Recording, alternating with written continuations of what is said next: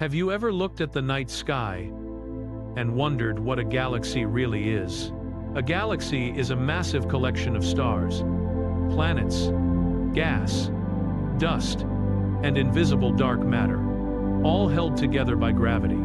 Our home is the Milky Way galaxy. It contains an estimated 100 to 400 billion stars.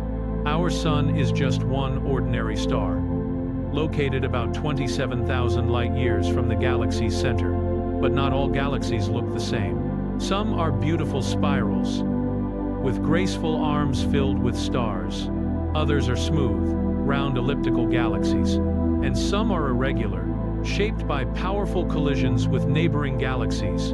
At the center of nearly every large galaxy lies a supermassive black hole. These cosmic giants can contain millions, or even billions, of times the mass of our Sunday.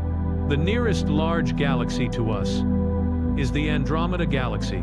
It is about 2.5 million light-years away.